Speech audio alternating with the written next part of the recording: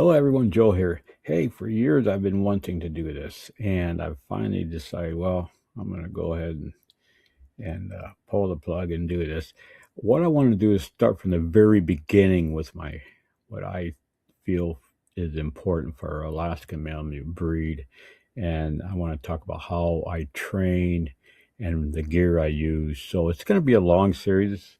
It'll probably be transcribed into books later on, several books, because this is not something that we can cover in a 100-page book. It's going to take quite a bit. But in the meantime, I just want to say greetings. I'm glad everybody's coming along on this journey with me. And the first thing we're going to cover is the breeding couple.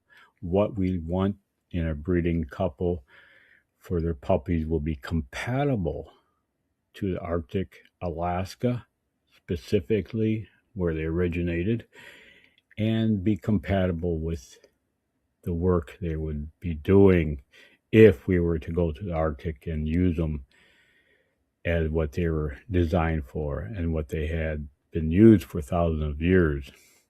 Also, I want to mention that this is a free subscription in Substack if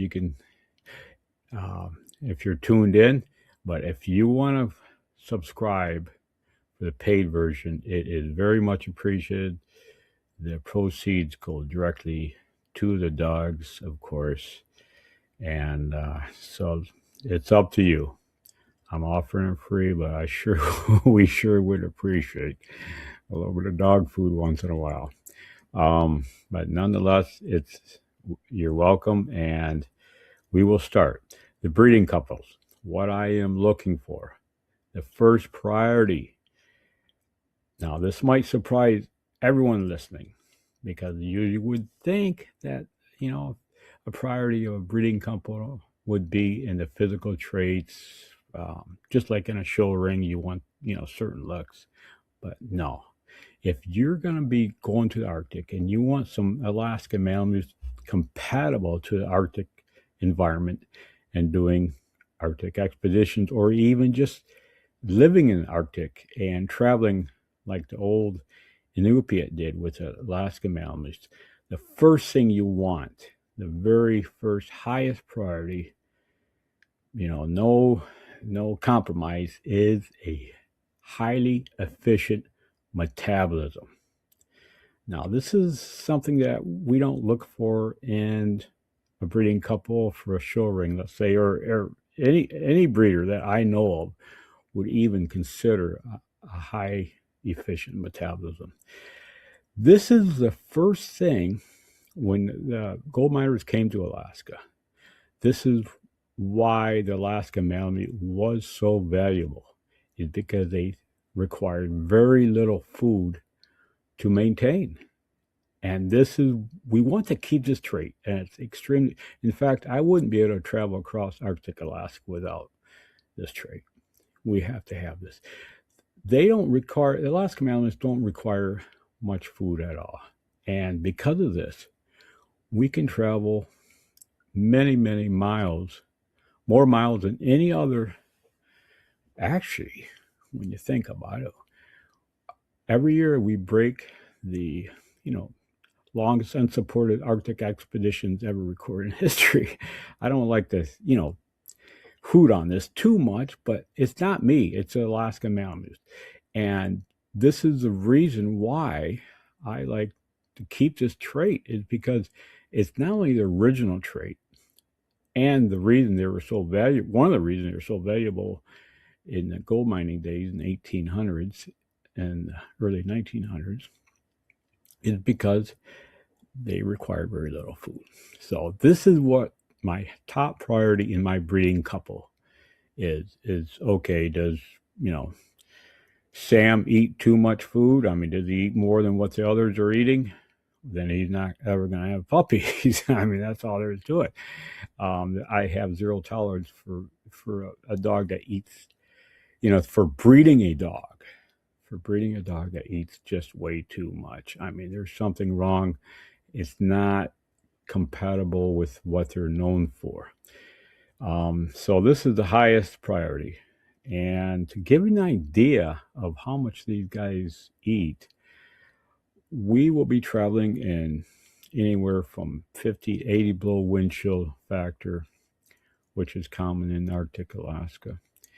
And they will only consume about 1.5, 1 3/4 pounds of kibble and fish oil per day and gain weight while they're doing it.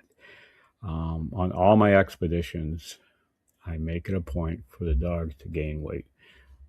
So when they come back in the spring, not only they're heavier muscled wise, but they have a little bit of more fat on them than what they left with, because it had a big psychological effect on their attitude. And this we'll get into later, but this is right now we want to talk about the physical traits that I look for in my breeding couples. That is the very number one trait, is the metabolism. They shouldn't eat that much, and they should gain weight on very little food. And then my second trait is a psychological trait, something that your typical breeder isn't going to look at either. But it's most important, and this is the second priority on my list for breeding couples. And in fact, I won't breed a couple that doesn't have this trait. And this trait is to be happy, a cheerful warrior demeanor. That's what I like to call it. It can be raining fire and brimstone, and they're going to be happy. And this is a trait that was probably evolved through thousands of years living in Arctic Alaska, because Arctic Alaska is one of the most brutal Arctic environments on Earth. Not only the snow is deep, but it is windy, and 80 below wind chill is nothing. It's common, and it can last weeks on end. And these dogs are always happy out playing in it. I mean, it doesn't bother them a bit. It's just amazing. It's amazing. But I have seen dogs that weren't purebred Alaskan malamutes, or the old style Alaskan Huskies, that did not like it mentally. They couldn't overcome it, and you could see the demeanor. It just was not healthy for them. And I would never take anything but Alaskan Malamute to Arctic Alaska because of this trait. And I believe it's so ingrained in their DNA that people even notice it. Who have Alaskan Malamutes sitting on the couch, that they're always happy. This is a trait that we want to keep in them as well. And we can breed these psychological traits out of them if we're not careful. If we're just looking at the physical stature of them and whatnot, and not looking at these other traits, particularly the metabolism and a cheerful warrior demeanor. But this is the second trait that I look for in a breeding couple, and I would never breed a couple that didn't have this trait. So the first trait is highly efficient metabolism. The second trait is a cheerful warrior demeanor, and I will never breed any dog that don't have these two traits. Now, the other traits are going to be physical. They're going to be the stature, the bones, the broadness. But we're going to talk about those on our next one. So stay tuned, and God bless.